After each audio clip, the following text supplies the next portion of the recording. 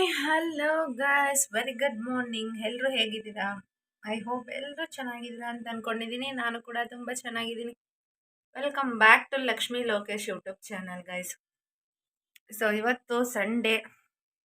Sunday ಅಂದ್ರೆ actually ನನಗಂತೂ ಒಂದೊಂದ್ಸಲಿ ಇಷ್ಟು ದಿನ ಲೇಜಿ ಸಂಡೇ ಆಗಿತ್ತು, ಬಟ್ ಈಗ ಲೇಜಿ ಸಂಡೇ ಆಗಿಲ್ಲ.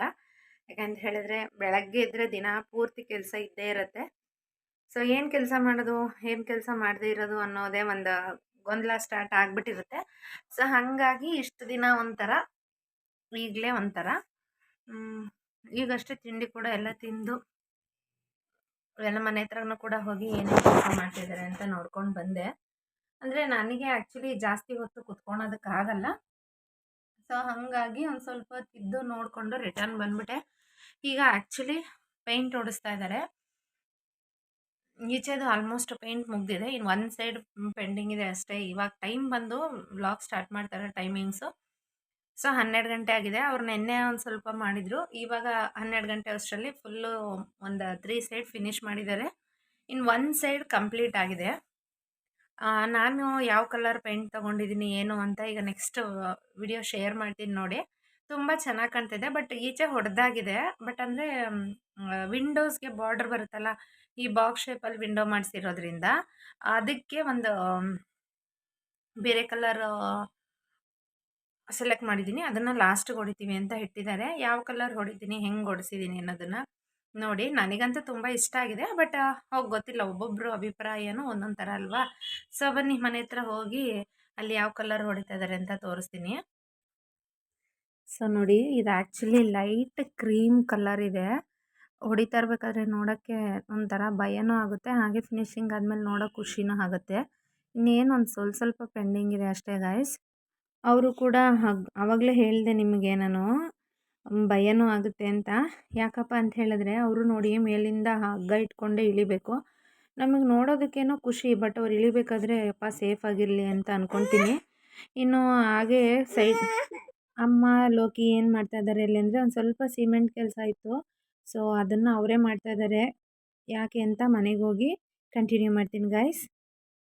ಸೊ ನೋಡಿದ್ರಲ್ಲ ಗೈಸ್, ಅಲ್ಲೂ ಕೂಡ ಏನೇನು ಕೆಲಸ ನಡೀತಿದ್ದೋ, ಹೆಂಗೆ ನಡೀತಿತ್ತು ಅಂತ. ಸೊ ಪೇಂಟು ಫುಲ್ಲು ಗೋಡೆಗೆ ಹೊಡೆದಿರೋದು ಕಂಪ್ಲೀಟ್ ಮುಗಿದಿದೆ. ಇನ್ನೇನಿದ್ರು ಸೊ ಅದು ಕಿಟಕಿಗಳ್ದು ಸ್ವಲ್ಪ ಡಿಸೈನ್ಸ್ ಇದೆಯಲ್ಲ, ಸೊ ಅದಕ್ಕಷ್ಟೇ ಮಾಡಬೇಕಷ್ಟೇ. ಅದೊಂದು ಚೂರು ಪೆಂಡಿಂಗ್ ಇದೆ. ಇನ್ನೇನು ಅದನ್ನು ಕೂಡ ನಾಳೆ ಬಂದು ಸ್ಟಾರ್ಟ್ ಮಾಡ್ತೀನಿ ಅಂತ ಹೇಳಿದ್ದಾರೆ. ಇನ್ನು ಅಮ್ಮ ಲೋಕಿ ಅಲ್ಲಿ ಸಿಮೆಂಟ್ ಕೆಲಸ ಮಾಡ್ತಾಯಿದ್ರು. ಯಾಕೆ ಅಂತ ಹೇಳ್ತೀನಿ. ಅದಕ್ಕೂ ಮುಂಚೆ ಕೆಲವೊಂದಷ್ಟು ಜನ ಮಾತಾಡ್ತಾರೆ, ಅಯ್ಯೋ ಇದನ್ನು ಇವರೇ ಮಾಡ್ಕೊತಾರೆ, ಎಲ್ಲ ಕೆಲಸನೂ ಇವರೇ ಮಾಡ್ತಾರೆ, ಇವರೇನು ಮಿಕ್ಕಿಸ್ಕೋಬೇಕಂತ. ಗೈಸ್, ಆ ಇಂಟೆನ್ಷನಲ್ಲಿ ಏನೂ ನಾವು ಮಾಡಲ್ಲ. ಎಲ್ಲ ಮಿಗ್ಗಿಸ್ಕೋಬೇಕು ಅಂತ ಏನೂ ಮಾಡಲ್ಲ. ಎದ್ದುಬಿಟ್ಟಿದ್ದಾನೆ, ಅವನ್ನ ಸಮಾಧಾನ ಮಾಡ್ಕೊಂಡಿದ್ದೀನಿ. ನೀರು ಬೇಕಂತೆ, ಸೊ ನೀರು ತಗೊಂಡು ಬರ್ತೀನಿ. ನಾನು ಆಗಲೇ ಹೇಳ್ದಂಗೆ ಏನೋ ಮಿಕ್ಕಿಸ್ಬಿಡೋಣ ಅನ್ನೋ ಇಂಟೆನ್ಷನ್ಲಿ ನಿಜವಾಗ್ಲೂ ಮಾಡಲ್ಲ ಗೈಸ್. ಒಂದು ಏನೇ ಕೆಲಸ ಕೊಟ್ರು ಅದನ್ನು ಮಾಡೋದಕ್ಕೆ, ಒಂದು ಕೇಳೋದಕ್ಕೆ ಒಂದು ಬೆಲೆ ಅನ್ನೋದಿರಬೇಕು. ಹೇಳ್ತೀನಿ ಬನ್ನಿ ನೋಡಿ. ತಿನ್ನೋಕ್ಕೇನೂ ಇಲ್ಲ, ಬೇಜಾರಾಗ್ತಿದೆ ಅಂಥೇಳಿ ಅವಲಕ್ಕಿ ನೆನೆಸಿಟ್ಕೊಂಡಿದ್ದೀನಿ. ಸೊ ಅದನ್ನು ಒಂದು ಅಮ್ಮ ಲೋಕಿಯಲ್ಲಿ ಮಾಡ್ತಿದ್ದಿದ್ದು ನೀವು ನೋಡಿದ್ದೀರಾ ಅಂತ ಅಂದ್ಕೊಂಡಿದ್ದೀನಿ. ಒಂದು ಸ್ವಲ್ಪ ಇದೆ, ಅವ್ರ ಗಾರೆ ಕೆಲಸದವ್ರು ಮಾಡಿದ್ರೆ ಅದ್ರದ್ದು ಟೈಮ್ ಹಿಡಿಯೋದು ಒಂದು 1/2 ಅವರಿಂದ 1 ಅವರ್ ಅಂದ್ಕೊಳ್ಳಿ ಅಷ್ಟೇ. ನಾವು ಮಾಡೋದು ನಮಗೊಂದು 2 ಅವರ್ 3 ಅವರ್ ಆಗುತ್ತೆ. ಯಾಕಂತ ಹೇಳಿದ್ರೆ ನಾವು ವಿತೌಟ್ ಎಕ್ಸ್ಪೀರಿಯನ್ಸು, ಅವರೇ ವಿತ್ ಎಕ್ಸ್ಪೀರಿಯನ್ಸ್ ಅಲ್ವಾ. ಸೊ ಹಾಗಾಗಿ ಅಷ್ಟೇ. ಏನಪ್ಪ ನೀನು ಎದ್ರೆ ಸುಮ್ಮನೆ ಏನಾದರೂ ಮಾಡ್ತೀಯಲ್ಲ ನೋಡಿ ಗೈಸ್. ಇವ್ನು ಯಾವ ಥರ ತರಲೆ ಮಾಡ್ತಾನೆ ಏನೋ ಏನೋ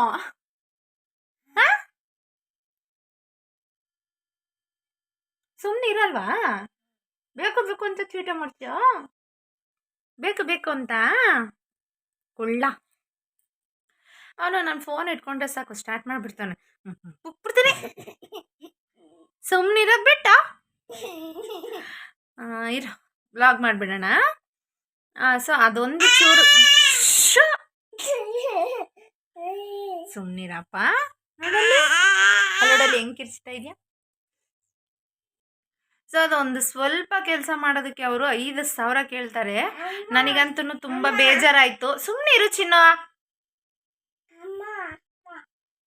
ಅದು 5,000 ಕೇಳಿದ್ದು ನನಗಂತೂ ತುಂಬಾನೇ ಕೋಪ ಬಂದ್ಬಿಡ್ತು. ಯಾಕಂತ ಹೇಳಿದ್ರೆ ಅವ್ರು ಯಾವ ಥರ ಅಂದರೆ, ಸೊ ಇವಾಗ ಅವ್ರು ಕಂಪ್ಲೀಟ್ ಗೋಡೆಯಿಂದ ಗೋಡೆಗೆ ಅಷ್ಟೇ ಚದರದ ಲೆಕ್ಕ ತಗೊಂಡಿರ್ತಾರೆ. ಅದು ಮುಗ್ಸಾಗಿದ ತಕ್ಷಣ ಇವ್ರ ಹತ್ರ ಏನು ಎಕ್ಸ್ಟ್ರಾ ಕೇಳಬೇಕು, ಯಾವ ಥರ ಇದು ಮಾಡಬೇಕು ಅಂತಾನೆ ಕೇಳ್ತಾರೆ. ಸೊ ಹಾಗಾಗಿ ಇವಾಗ ನಮಗೆ ಹೆಲ್ಪ್ ಮಾಡ್ತಾ ಇರೋದು ಅಮ್ಮನ ಮನೆ ಕಡೆಯಿಂದನೇ ಆಗಿದ್ದರಿಂದ ಅಮ್ಮನಿಗಂತೂ ನಾನು ಎಷ್ಟು ಥ್ಯಾಂಕ್ಸ್ ಹೇಳಿದ್ರು ಅದ್ರ ಬಗ್ಗೆ ಸಾಲದೇ ಇಲ್ಲ. ಅಮ್ಮ ಕೋಪ ಬಂದ್ಬಿಡ್ತು. ಸರಿ ಲೋಕಿ ನೀನು ಕಲಿಸ್ಕೊಡು ನಾನು ಹಾಕ್ತೀನಿ ಅಂತ ಹೇಳಿ ಅಮ್ಮನೇ ಎಲ್ಲ ಮಾಡಿಕೊಂಡ್ರು. ಯಾಕೆಂದ್ರೆ ಅದ್ರದ್ದು ಕಷ್ಟ ಏನು ಅಂತ ಅವ್ರಿಗೆ ಗೊತ್ತಿದೆ. ಅಮ್ಮನಿಗೆ ಒಂದೊಂದು ರೂಪಾಯಿದು ಕೂಡ ಎಕ್ಸ್ಪೀರಿಯನ್ಸ್ ಇದೆ ಗೈಸ್ ಆ್ಯಕ್ಚುಲಿ. ಸೊ ಅದಕ್ಕೆ ಅವರು ಅಯ್ಯೋ 5,000ನ ಅಂತ ಹೇಳಿದ್ರು. ನಾವೆಲ್ಲ 1,000 2,000 ಆಗಿದ್ರೆ ಖಂಡಿತ ಕೊಡ್ತಾ ಇದ್ವಿ. ಬಟ್ ಅವ್ರು ಕೇಳಿದ್ದಂತೂ ತುಂಬ ಜಾಸ್ತಿ ಅನ್ನಿಸ್ತು.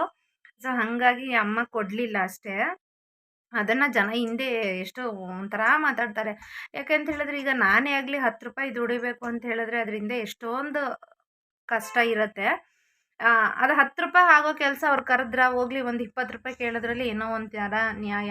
10 ರೂಪಾಯಿಗೆ 500 ರೂಪಾಯಿ ಕೇಳೋದು ಯಾವ ಥರ ನ್ಯಾಯ ಅನಿಸ್ತು, ನನಗೂ ಇಷ್ಟ ಆಗಲಿಲ್ಲ. ಸೊ ಹಾಗಾಗಿ ಅಮ್ಮನೇ ಮಾಡಿಕೊಂಡ್ರು. ಆಮೇಲೆ ಹಿಂದೆ ಎಲ್ಲ ಹೆಂಗಿತ್ತು ಅಂದರೆ ಗೈಸ್ ಆ್ಯಕ್ಚುಲಿ ನಾವೆಲ್ಲ ಸಣ್ಣ ಮಕ್ಕಳಿದ್ದಾಗ ಅವಾಗೆಲ್ಲ ತುಂಬಾ ಕಷ್ಟ ಇರುತ್ತೆ, ಗೊತ್ತಿರುತ್ತೆ ನಿಮ್ಗೂ ಕೂಡ. ಅವಾಗ ನಾವೇನಾದರೂ ಯಾರ ಮನೇಲಾದರೂ ಕೆಲ್ಸಕ್ಕೆ ಕರೆದ್ರೆ ನಾವು ನನಗೀಗಲೂ ನೆನಪಿದೆ. ನಾನು 9th ಸ್ಟ್ಯಾಂಡರ್ಡ್ ಇರಬೇಕಾದ್ರೆ ಒಬ್ಬರ ಮನೆ ಗೃಹ ಪ್ರವೇಶ ಇತ್ತು. ಅವ್ರ ಮನೇಲಿ ಅವಾಗೆಲ್ಲ ಅವರು ರಿಚ್ ಆಗಿದ್ರು, ಬಫೆ ಸಿಸ್ಟಮ್ ಮಾಡ್ಕೊಂಡಿದ್ರು. ಸೊ ಪ್ಲೇಟ್ ಎಲ್ಲ ನಾವೇ ತೊಳೆಯೋದಿತ್ತು.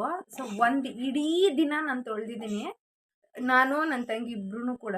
ಸೊ ಬೆಳಗ್ಗೆ ಹೋಗಿ ಸಂಜೆ ನೈಟ್ 7 ಗಂಟೆ ಆಯಿತು. ಅವರೊಂದು ಸ್ವಲ್ಪ ಅದರಲ್ಲೇ ಮಿಕ್ಕಿರೋದು ಊಟ ಕೊಟ್ಟರು. ಅದಾದಮೇಲೆ ಇಡೀ ದಿನ ಮಾಡಿದ್ದಕ್ಕೆ ನಮಗೆ ಕೊಟ್ಟಿದ್ದವರು 500 ರೂಪಾಯಿ ಅಷ್ಟೇ. ಸೊ ನಮಗೇನಪ್ಪ 500 ರೂಪಾಯಿ ಕೊಡ್ತಾರೆ, ಇವತ್ತು ಸಂಡೇ ಸ್ಕೂಲ್ ರಜೆ ಇದೆ ಹೋಗೋಣ ದುಡ್ಕೊಳೋಣ ಅನ್ನೋದು ನಮಗೆ. ಈ ಕೆಲಸದವ್ರಿಗೂ ಅಷ್ಟೇ ನಾನು ಹೇಳೋದು, ಅವ್ರಿಗೆ ದುಡ್ಡಿನ ಅವಶ್ಯಕತೆ ನಿಜವಾಗ್ಲೂ ಜವಾಬ್ದಾರಿ ಅನ್ನೋದು ಇದ್ದಿದ್ರೆ ಅವರು ಖಂಡಿತ ಬಂದು ಕಡಿಮೆಗೇ ಮಾಡಿರೋರು. ಅವರು ಯಾವ ಥರ ಇದ್ದಾರೆ ಅಂದರೆ ಕೆಲವೊಬ್ಬರು ಅದರಲ್ಲಿ ಇವತ್ತು 1,000 ರೂಪಾಯಿ ದುಡಿದ್ರೆ 500 ರೂಪಾಯಿ ಎಣ್ಣೆ ಕುಡಿಯೋದು, ಇನ್ನು 500 ರೂಪಾಯಿ ವಿಮಲ್ಲು ಪಾನ್ ಪರಕ್ಕು ಅದು ಇದು ಈ ಥರ ಮಾಡ್ಕೊತಾರೆ.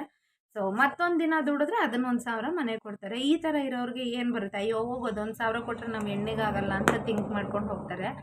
ನಮಗೆ ಆ ಕಾಲದಲ್ಲೇ ನಮಗೆ ಅಯ್ಯೋ 1,000 ರೂಪಾಯಿನ ಅನ್ನೋದಾಗಿತ್ತು. ಆ ಸಿಚುವೇಷನಲ್ಲಿ ನಾವು ಆ ಥರ ಕಷ್ಟಪಟ್ಟಿದ್ವಿ. ಇಲ್ಲಿರೋರ್ಗೆ ಅದನ್ನ ಹೇಳೋದಕ್ಕೂ ಅರ್ಥ ಮಾಡ್ಸೋಕ್ಕೂ ಮಾಡ್ಕೊಳಲ್ಲ ಅನ್ನೋರ ಹತ್ರ ಅರ್ಥ ಮಾಡ್ಸೋಕ್ಕೂ ಹೋಗಬಾರ್ದು ಅಂತ ನಮಗನ್ನಿಸ್ತು. ಸೊ ಹಾಗಾಗಿ ನಾವೇ ಮಾಡ್ಕೊಂಡ್ವಿ. ಇನ್‌ಫ್ಯಾಕ್ಟ್ ನಾನು ಕೂಡ ಚೆನ್ನಾಗಿದ್ರೆ ನಾನು ಕೂಡ ಅದನ್ನೆಲ್ಲ ಮಾಡ್ಕೊಳ್ತಿದ್ದೆ. ಸೊ ಬೊಗ್ಗೆ ಎದ್ದೇಳೋದು ಒಂದು ಸ್ವಲ್ಪ ಪೇಯ್ನ್ ಆಗುತ್ತೆ. ಈಗಲೇ ಶೀತ ಬೇರೆ ಇದೆ. ಈ ಥರ ಟೈಮಲ್ಲಿ ಮತ್ತೆ ಜಾಸ್ತಿ ನೋವು ಆದರೆ ಕಷ್ಟ ಅಂತ ಹೇಳಿ ಮಾಡಲಿಲ್ಲ. ಇನ್ನು ಟೋಟಲ್ ಹೊರಗಡೆ ಪೇಂಟಿಗೆ ಎಷ್ಟಾಯಿತು ಅನ್ನೋದನ್ನು ಶೇರ್ ಮಾಡ್ತೀನಿ, ಬನ್ನಿ. ಸೊ ಇದೆಲ್ಲ ನೋಡ್ಬೋದು. ಇದು ಫಸ್ಟ್ ನಾನು ಲಪ್ಪ ತಂದಿದ್ನಲ್ಲ ಅದ್ರದ್ದದು 16,250 ಆಗಿತ್ತು. ಅದಾದಮೇಲೆ ಬರ್ಜರ್ ಪ್ರೈಮರ್ ತರಿಸಿದ್ದು. ಸೊ ಇಲ್ಲಿ ತೋರಿಸ್ತೀನಿ ನೋಡಿ. ಬರ್ಜರ್ ಪ್ರೈಮರ್ಗೆ 12,000 ರೂಪಾಯಿ ತಂದಿದ್ದು, ಅದು 10ನೇ ತಿಂಗಳಲ್ಲಿ. ಮತ್ತು ವಾಲ್ ಪೇಂಟ್ ತಂದಿದ್ದು, ಅದು 4,000 ರೂಪಾಯಿ ಆಗಿತ್ತು, ವೈಟ್ ವಾಷಿಂಗ್ ಪೇಂಟ್ ಅಂತ.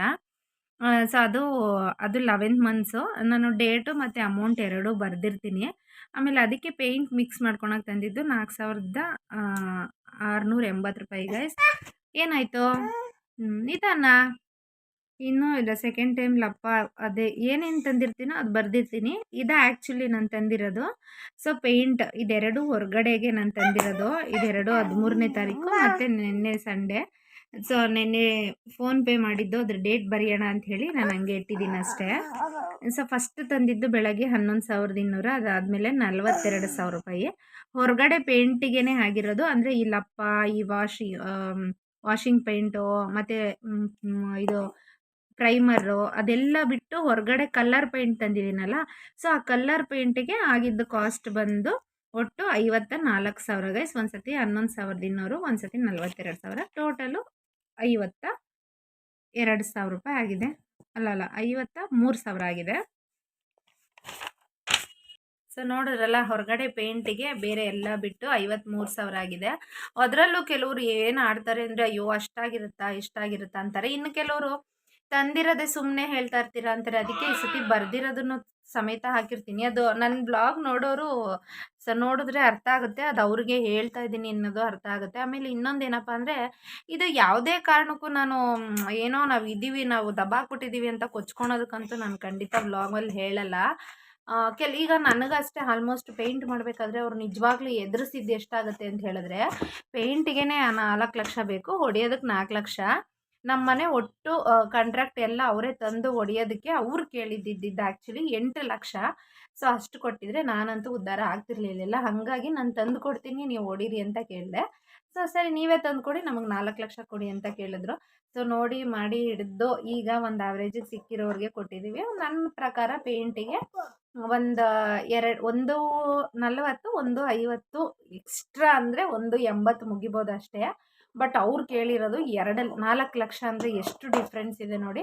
ಸೊ ಸ್ವಲ್ಪ ನೋಡ್ಕೊಂಡು ಕೊಡಿ. ಈ ಥರ ವ್ಲಾಗಲ್ಲಿ ಹೇಳ್ತಿದ್ರೆ ಹೊಸದಾಗಿ ಮನೆ ಕಟ್ಟೋರಿಗೆ ಯೂಸ್ ಆಗುತ್ತೆ ಅನ್ನೋ ಇಂಟೆನ್ಷನಲ್ಲಿ ಅಷ್ಟೇ ಹೇಳೋದು. ಸೊ ಇವತ್ತಿಗೆ ಇಲ್ಲಿಗೆ ನನ್ನ ವ್ಲಾಗ್ ಮುಗಿಸ್ತಾ ಇದ್ದೀನಿ. ವಿಡಿಯೋ ಇಷ್ಟ ಆಗಿದ್ದರೆ ಲೈಕ್ ಮಾಡಿ, ಶೇರ್ ಮಾಡಿ, ಹಾಗೆ ಸಬ್ಸ್ಕ್ರೈಬ್ ಮಾಡಿ. ನನ್ನ ಕಂದ ನೋಡಿ ಇಲ್ಲೇ ಕೂತಿದೆ.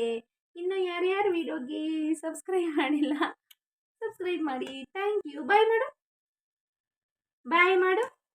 ಬರೀತಾನಂತೆ. ಬಾಯ್ ಮಾಡು ಫಸ್ಟು. ಬಾಯ್ ಮಾಡು ಚಿನ್ನು. ಬಾಯ್ ಬಾಯ್.